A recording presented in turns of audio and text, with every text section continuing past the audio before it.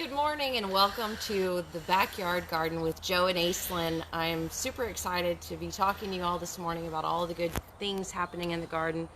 It's a beautiful day already. The sun is shining. The temperatures are cool enough for me to be wearing a sweatshirt, but not for much longer. It's a great day to garden, and you should definitely be getting in your garden. This is a great time of year to garden. So the first thing I want to do is give you a really good tour of what's going on in this garden. And one of the things I'm going to be talking about is that it's flowering season. So as you look around the garden right now, you will notice all the varieties of flowers, things that are starting to flower, and the many colors of flowers that are in your garden. You will also notice as we're touring around that there are a lot of bees already. I've got wood bees, I've got bumblebees, I've got honey bees, I've got all the bees. We've also already begun to see butterflies and things like that. So this is the time of year that you got flowering. You're going to expect to start seeing your hummingbirds coming in, buzzing around, looking for things. So those are the types of stuff. So let's just start by doing that tour that we talked about. There's a bee on that lavender. Oh yes, I am so proud of that lavender too. That's exactly what that is some lavender right there. And we'll make some beautiful tea for us when it really goes, when the flowers go to seed. I'll begin to harvest from that plant. The wood bee on your red back there? Yep. Actually, I think that's a bumblebee. That's what I meant. Uh-huh. Yeah, but there is some wood bees. You'll see the wood bees over by the Turk's cap for sure. So things you need to know about. I've got some onions in the garden, of course. I will be talking more about onions in just a minute. Beautiful kale that's all looking extremely good right now. Clover that I have planted for ground cover that also helps with nitrogen fixing in the soil. Yarrow, another ground cover that's Yarrow's good for soil. This fluffy one? Yep, and that's all reseeded on its own and comes up. You'll see I've got, let's see, little babies that come up in here. So I will manage it a bit to make sure it doesn't take over too much.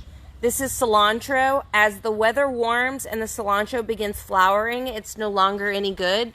So right now, the cool season is the best time to have cilantro. I still have some baby Swiss chard. I expect that it will perk back up once the temperatures start to stay consistently warm. Some more lavender over here. Of course, this eggplant that's been doing good all season long is putting on lots of eggplant. Down here in front of Joe, you'll see all of this reseeded lettuce. And then I've got the, I can't remember. It's a kind of spinach there, New Zealand spinach. Actually came up, reseeded on its own from this pot, and then I just replanted it throughout the garden. And so you can see how well it's doing. That is fantastic for salad. It's a little bit more succulent than regular spinach, but it's beautiful for using in your salads. Going back over here this way, these are things, this is a true dandelion. I probably planted it here by seed. That's some of the first flowers that come open, especially in places that have harder winters. Those are really important to leave for your bees, your early pollinators coming out. One of the things that you can do, of course, with dandelions is they are edible, but they're also really good for your animals as well. So don't destroy those weeds yet if you consider them weeds even in your grass. Let the bees come around and get a first taste from them as well.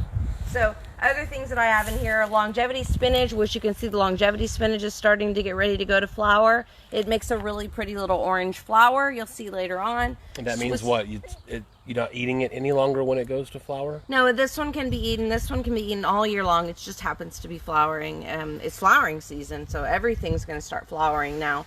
So that's the reason why it's so important to get all your plants that are going to be making fruits into your garden as early as you possibly can, because once we hit flowering season, your tomato plants need to begin flowering. And they're only going to flower as long as the temperatures are at a place that they can actually flower. So once you get into the heat of the summer, they won't put flowers on anymore. Which means no more fruit.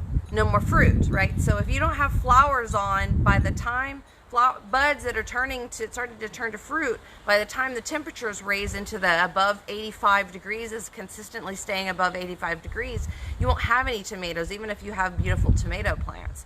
So that's the time of year that you just keep the plant alive and then wait until it starts to flower again. We're lucky in South Texas that we can have more than one flowering season because of the way our weather works. Okay, so I've got my cabbages. These are some snapdragons. They're all going to start to flower. You'll see them as well. Let's see, another eggplant that's doing really well over here and has begun flowering and will begin putting some fruit on as well.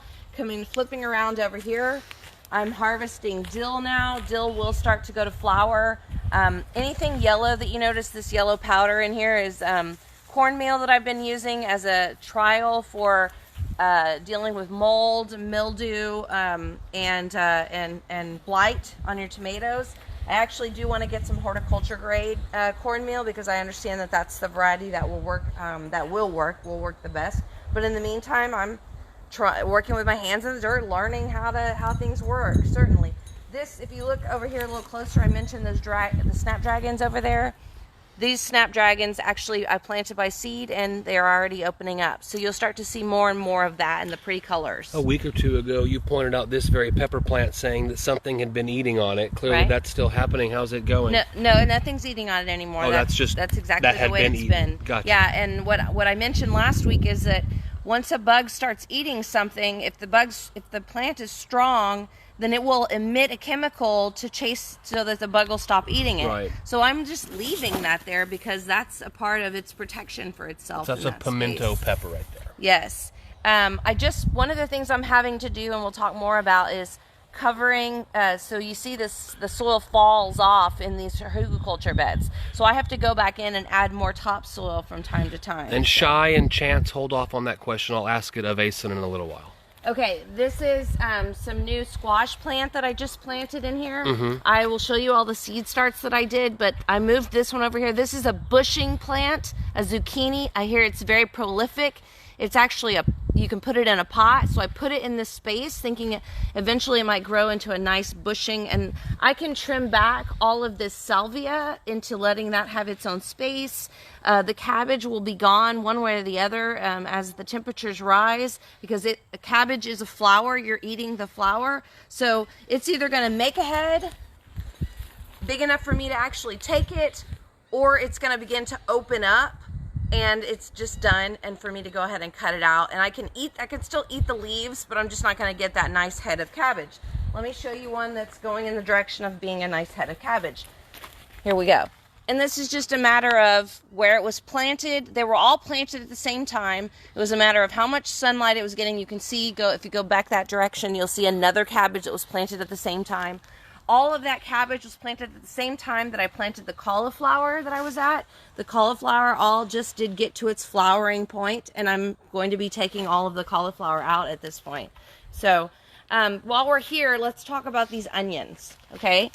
So we started planting onions in maybe October, November. We went ahead and planted starts. Some people will do seeds. I purchased starts, little baby onion plants. You can see there's one right there that's really still pretty small because it's been shaded. Right there. Yep.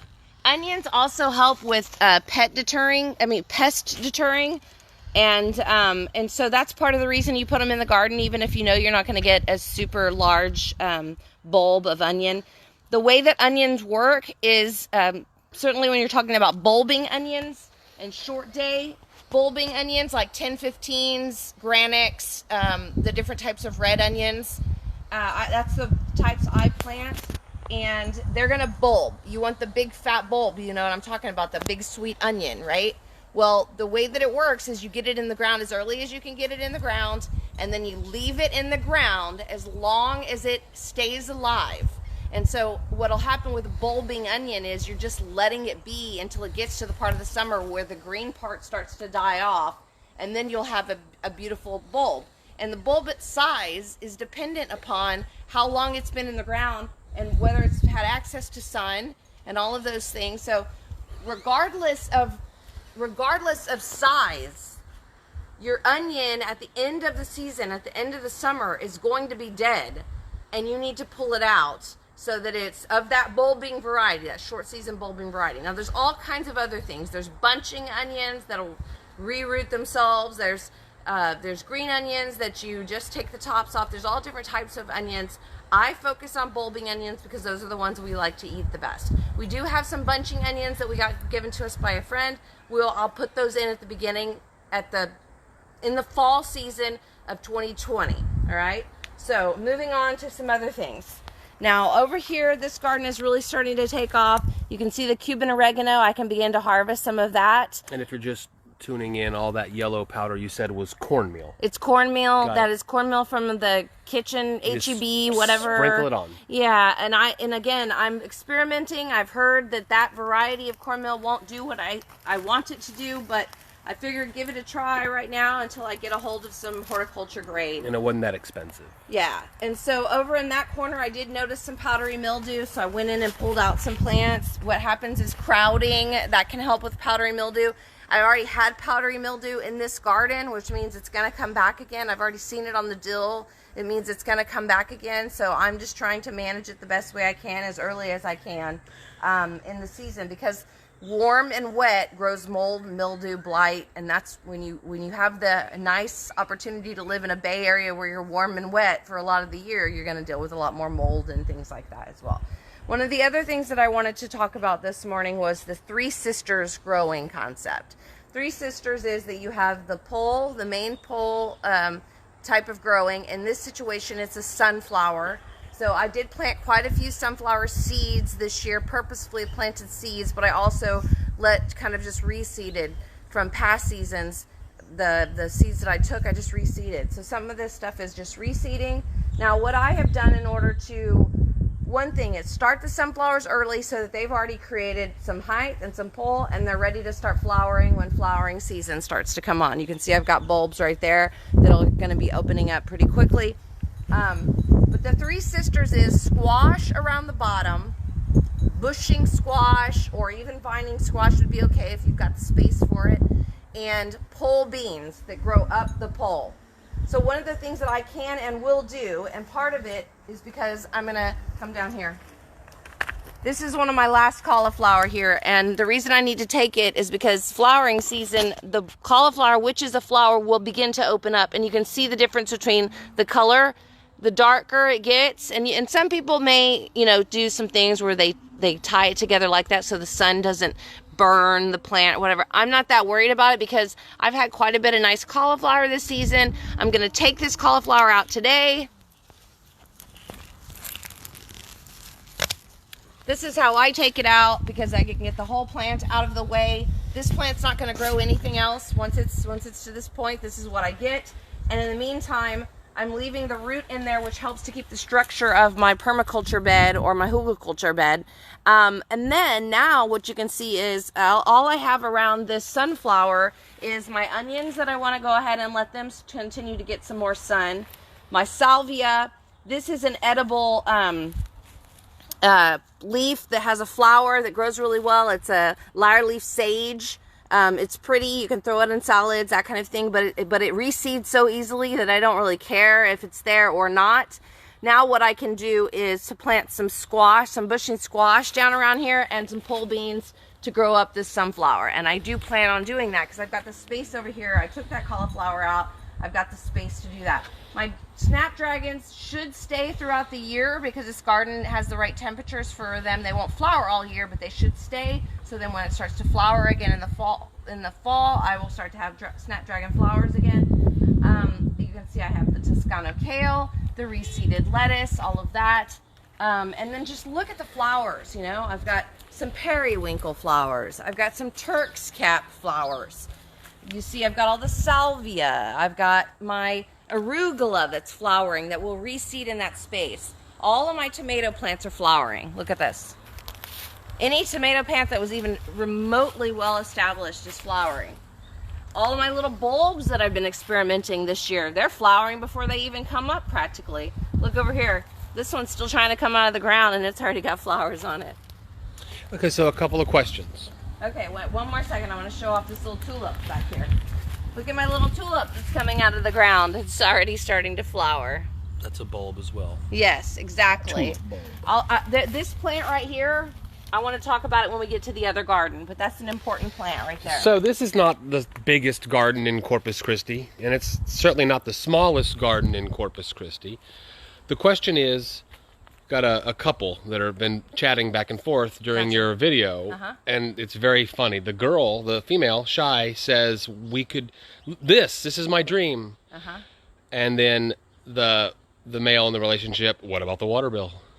So I guess the question is, if you're going to scale, then she says we could scale down, much smaller scale. What is the smaller scale of this, tucked into a corner, that kind of thing? Well, I started on this back, just this back part with like 2 beds. Yeah, these 2 beds were the first 2. And aside from the fact that the city blew up a water main in my backyard, which gave it all its first water, I don't water that much. I mean, our water bill, it probably gets a little harder in the summertime, but I ignored this garden all summer long. We didn't even water it this summer. I mean, you might have come out and hit it a couple times just because you were, spending some time in the backyard, but we didn't. We ignored this garden this summer, and I then started late planting in November some of the kales, cauliflowers, cabbages, but you don't, like, when you set a garden up the way I've set a garden up, it's easy. It's for lazy gardening, and it is not expensive. So just to remind everyone, we've got our chickens, of course, and I've built this tunnel. That's an access door. I can put that little guillotine over that hole and they can't get in here. Before there was anything in here, this was just grass. And I directed the chickens from that tunnel to that 4-foot by 7-foot square with that tractor and those little tunnels. The tunnel would come out, the chickens could come, eat this down to dirt, and then we did it a second time, and that gave you 2 beds. Right. That you started with. Yes. And you didn't have to grow from that. I know you well enough to know that, and we'll talk about in a little while how we're going to use those chickens to grow even another spot. Yeah. But if you're not interested in doing as much as you, could these 2 gardens give a family a nice level of food and beauty without getting as large as you have? Absolutely, no doubt. I'm going to harvest today from what I consider, 2 pretty small gardens, 3 families worth of greens. I'm going to do some for us, which we already have a refrigerator full of them, but I'm going to go ahead and replenish and throw out the stuff to the chickens. And then I'm going to take enough cuttings to 2 other families I know of today. Lettuce, Swiss chard, kale, cauliflower, tomatoes. I've got all kinds of stuff already. And it was ignored. And cost-wise, the water bill is just not, it's just not a conversation. We waste more water with the running toilet than we do with the backyard. We live on the island with very sandy ground. Is this doable here? The answer is to mulch first. Connect with one of the companies that does landscape and get a landscape dump and dump mulch on the ground to create the ground you're looking for. Now, why am I not using my tunnels in my tractor? We'll tell you in just a little while. Before we go too far, I want to show off over here. Do you see those snapdragons that are yellow? I do. That look significantly bigger than the other ones? That was a plant from, I think, 2 seasons ago that I planted. So last winter, probably, it was planted as a start from the nursery. It fell over. Its branch went on the ground when I was kind of reseeding and re-putting some soil, and I don't do much, just a little bit, making sure that stem was covered, keeping that plant there, and now it's come up with 1, 2, 3, 4, 5 heads of flowers again from an old plant that fell over on its side and got a little bit of attention. So now we're walking over to the area that you've recently built and recently planted for the first time. I love showing this tomato off. I'm so proud of it. Part of the reason is because I grew it in that tiny little pot. It was completely ignored. It was covered up by a bunch of sunflowers. It got left alone, and now I have the most beautiful black creme tomatoes, and I've had pounds and pounds of black creme tomatoes, and it's still putting on flowers. And you say the secret to that was this impromptu 6-foot tall trellis that I built to keep the chickens inside where we were trying to keep them. Absolutely. Because that blight is such a problem here that if you've got your plants all covered up on the ground and they don't get the air and they don't get up, then you're just not going to have as much luck, and that's just what it is in our area. Shai ends the conversation by saying, thank you for your help. I may message you with a few more questions. You don't mind people messaging you? Absolutely not. I want to help. That's the, you know, I've been doing this for 2 decades. I've been learning with my hands in the dirt. I continue to learn with my hands in the dirt, and I want to help other people be successful. And it's not as hard as we have created it to be. It's much easier. Okay, so now this is the second garden. The important part of this garden is, and I will talk more about this when we get to the end, is that this garden was developed over the last couple of months, but over the last year we were preparing this space. How did we prepare this space? We let the chickens out on it. And the chickens got to just tear and break the ground and eat the seeds. There's their access door. And they just tore this grass down to dirt. Everything in here, except a few flowers, was planted by seed that I either direct sowed into the ground, like this sunflower. I directly put that seed right there. A lot of these little flowers that are coming up now, this is kind of wild flowers that are going to come up. I'm not going to be able to leave that. That's all sunflowers. It's too many. Those big bushy ones, you know them. They're on every highway. So I'm not going to be able to leave all that, but it's fine for me to leave it. I have animals. Let them have it, right?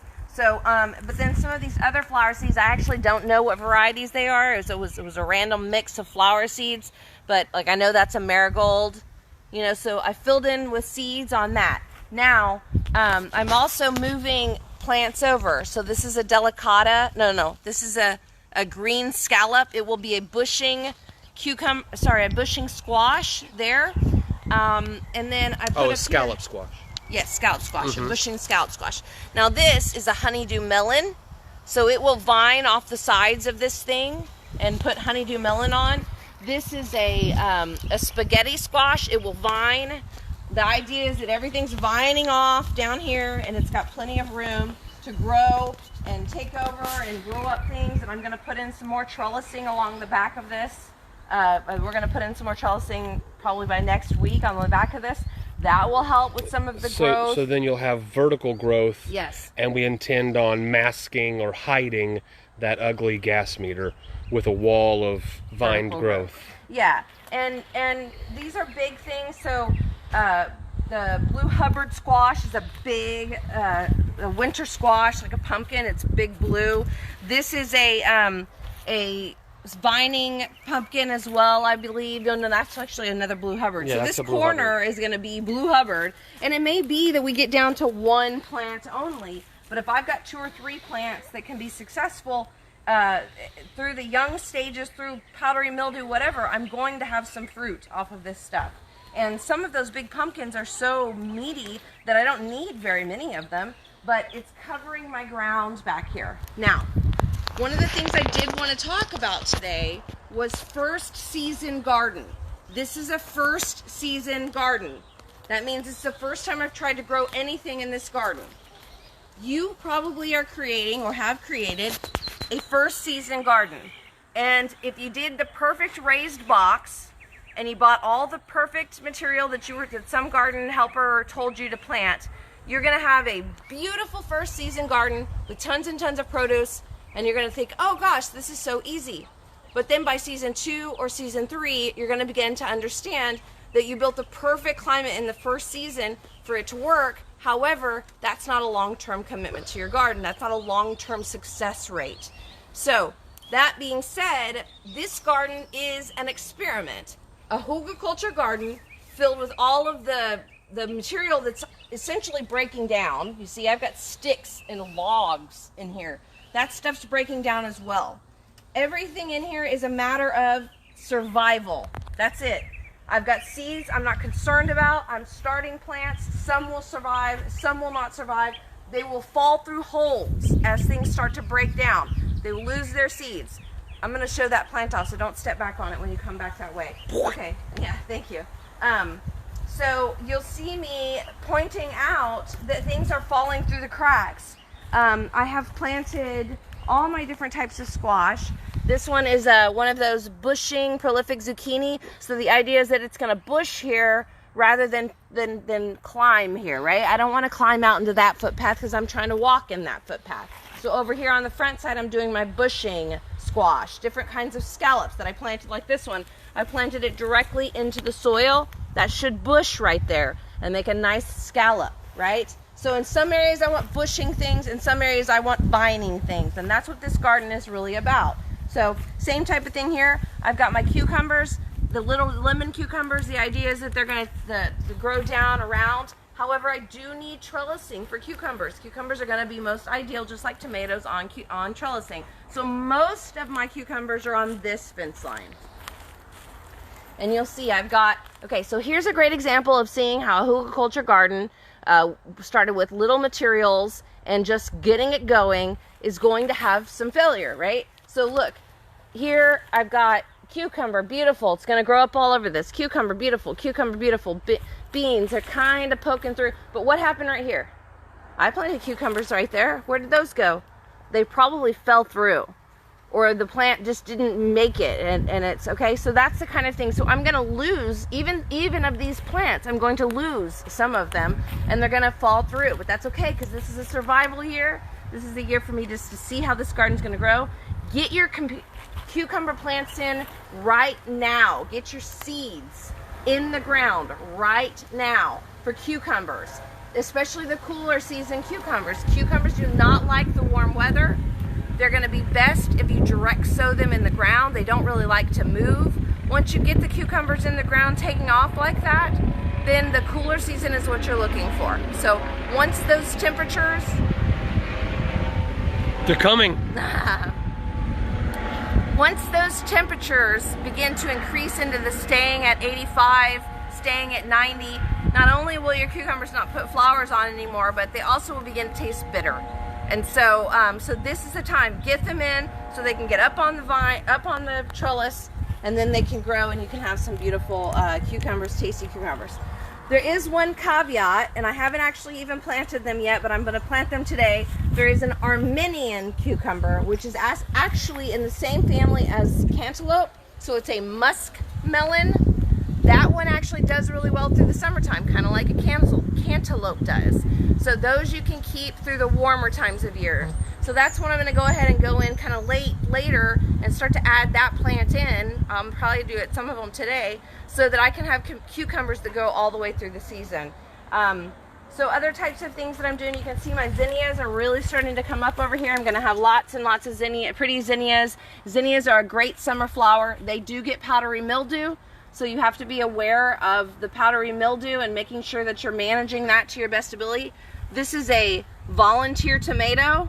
I have no idea how it got there. It doesn't really matter. It may have come from my compost for that matter. Putting in your things that we're not planting anymore, herbs. We're not planting the seeds for herbs except basil. That's what this is. Plant basil as a companion plant around your cucumbers, your tomatoes, your eggplants, your peppers. It's a really, really good companion plant because it attracts the bees, which you need the flowers on all of those different things to make the fruits. It adds to the savory flavor of those things. It makes the food taste better. And it also helps to protect the soil from blocking the weeds out, things like that. And then of course it also makes you some beautiful edible basil as well. Other things that I'm doing right now, I'm trimming the bottom of my tomato plants, trying very hard to keep my shears cleaning my shears with alcohol, but trimming up all of these random vining leaves, because eventually when this guy gets big enough, gal, whatever we're calling her, she's going to lean against this fence over here, and that's going to be her trellis, which you can see she's already beginning to put on some flowers. Yeah, I hadn't noticed that. That plant has grown 12 inches height. Yeah. Now, I bought this one. I didn't seed this one. This was my succession planting, which means I'm giving myself a head start. So while my baby tomato plants don't have flowers on them, all of these that I bought from the nursery early do have flowers on them. That guy's barely hanging into the soil. Yeah, this is a product of that hugelkultur bed gardening, and that's a thing. You know, some are gonna make it and some are not gonna make it. But hopefully I can get that topsoil on there. That's a part of the issue that I'm definitely needing to solve in terms of my garden right now. So, of course, look at this guy. Over here, this is a bobcat tomato. I spent a pretty penny on this guy just to get ahead of time. Hopefully he'll make some real nice tomatoes for me. And again, this is just that cornmeal again. Yep, just the cornmeal. That's all that is. I want to show you a plant. Now you've seen that I have all of these pretty squash that I'm putting in pots around here. The idea is that they will have places to vine. Now I want to show you that flower right in front of you. Don't step on it. Okay, now that was a volunteer. Volunteer means it came up on its own.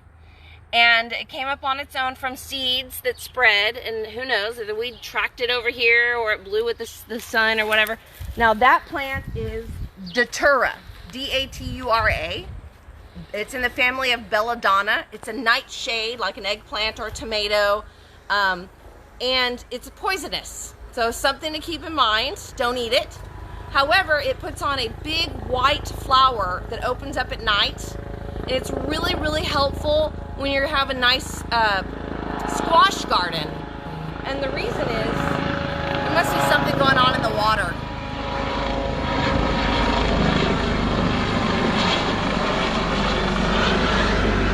We live on the coast. That's our Coast Guard. There must be something going on out there because there's been multiple helicopters, which means they're dealing with some sort of a rescue or something like that.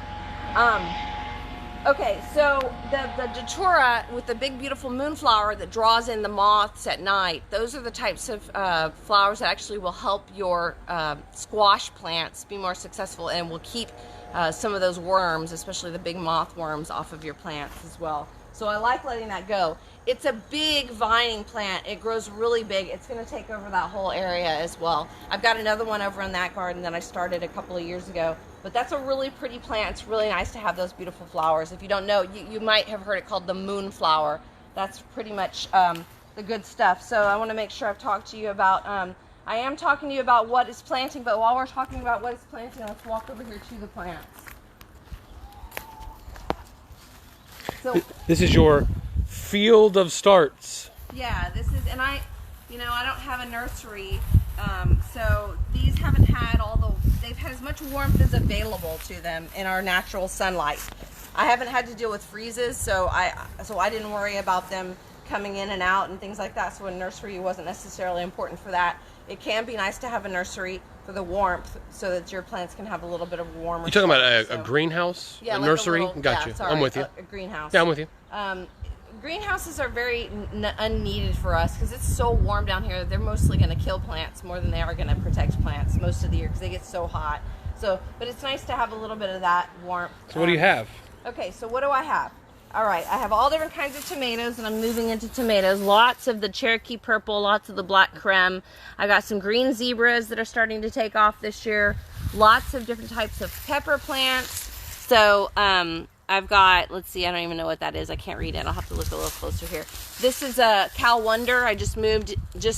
It'll be a big bell pepper. I've got shishito. These are marigolds that were started by seed. Sometimes some of the marigold seeds don't start as well in seed pots, I've learned. So one of the best ways to do marigold restarts is to reseed, take the dead heads off of your old marigolds and just put them right back down in the ground around that plant, and then you'll have more marigolds each season. So I've got different kinds of eggplants, all different listata eggplants, different types of peppers. I've got peppers like serrano, habanero, different sweet peppers, poblanos, different kinds of bell peppers, some Thai chili peppers. Oops. No. My hand got tired.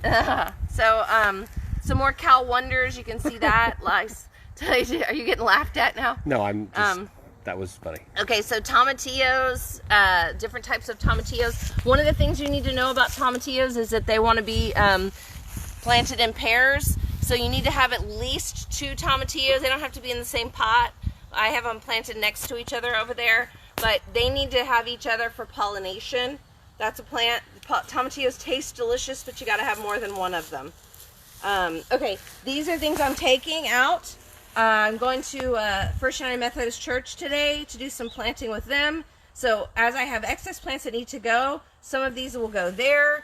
I also have a family farm out in Taft, and I'm going to put out some of the take my dad some tomato plants, and then of course some of the big pumpkins and some of the melons and things like that I'm taking out to him so that he can put them in bigger spaces even. So I've got lots and lots of squash. This is one of my favorite squash that I learned about last year. It's the tromboncino. We talk about it several times in the Dinner Table Talks podcast. It makes a beautiful squash. Grows really nicely. We planted it this time of year last year, and we had at the end of the season last year is when we finally started to see. So I've got lots of melons. My melons are seeding right now. Okay, so what am I seeding in starts right now still, and what am I putting in the ground? What I'm still willing to put in starts like this is I can still put some eggplant, I can still put some pepper, but really pretty much everything else I'm direct sowing into the ground at this point. I am direct sowing into the ground all the different squash, beginning to direct sow into the ground melons, if I'm gonna have the melons and have the space to do the melons. I'm direct sowing into the ground sunflowers. I'm direct sowing cucumbers. Let's see. That's really all I'm direct sowing right now. But still putting in the ground tomatoes. I'm not, like I mentioned before, no, the herbs no more, just basil. The rest of those herbs aren't gonna like seeding right now. It's starting to get too warm for that already. I'm gonna be planting in the ground. Seed starts probably through March.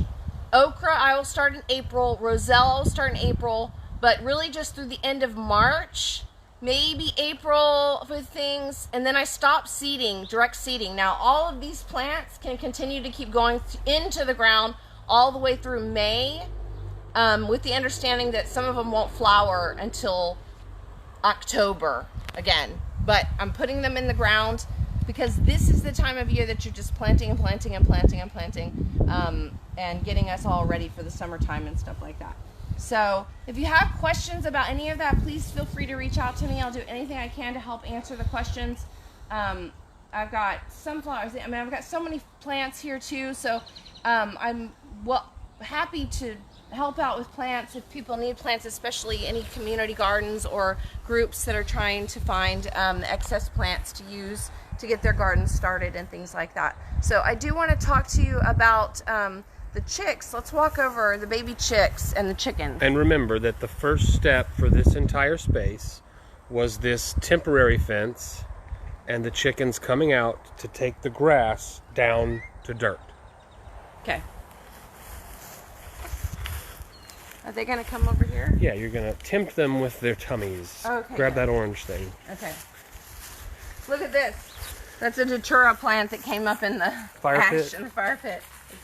I suppose it'll get burned out before it becomes a plant. It will. Okay. So, what's this? That is, I buy two things for our chickens.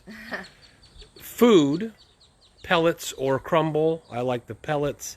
And scratch. Preferably organic. Of course. It matters. So open that up, and what the chickens have learned is that noise means food. So watch. Here they come, looking for it. Why don't you sprinkle a little for them so we're not teasing them too badly, and then tell us what we're doing over here. This is brand new. Okay, so this is most likely going to be next year spring garden. It will begin just like I started that one over there in the spring of this year. This one will be the spring of next year most likely, which means I will probably begin doing some preparation in the fall of next year, really starting to prepare the area and, you know, essentially turn it into exactly what I turned it into over in that other space. I'll have hugelkultur areas. I will have trellising, and I will have a footpath, a walk path. We've been talking about what we're going to do on the back side along the fence is actually put in more tunneling for the chickens so that the chickens can still have basically weed eat after. the fence line. Yeah, weed eat the fence line. Yeah. Yeah. And so that's what's happening over here. Now, things about our chickens. And one of the things I did want to say is that when you're permaculture gardening, every time I talk to people, I'm almost always going to say, man, you need some chickens. You know, like I can tell you all of these different things, but having chickens in your backyard makes a huge difference in the most successful permaculture types of gardening because they help you prepare your ground. They help you turn mulch into something that can be usable.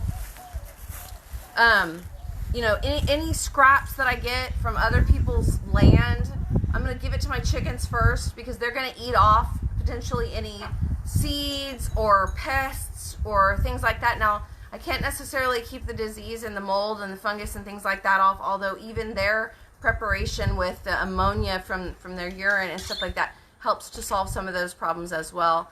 Of course, they're also adding nitrogen to the soil over here, and because I'm giving it a year, that nitrogen hopefully will be cooled off enough to not cause any major problems. No, However, when I was talking about first season gardens, too much nitrogen can be a part of those first season problems in a hugelkultur permaculture garden area, and that's just part of it, and that's just part of getting that ground ready.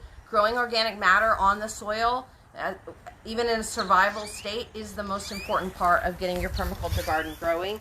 Or turning your sandy lot or your your sandy lot or your, what do you call that, clay soil backyard into an actually growing garden without having to do a bunch of tilling, which ultimately ends up with weeds, which ultimately ends up with dead soil that doesn't have enough nutrients to give your garden what your garden needs. And so that's what, this ground will not be tilled. There might be some places where I dig up trenches a little bit and add mulch to the trenches, but this garden will not be tilled ever.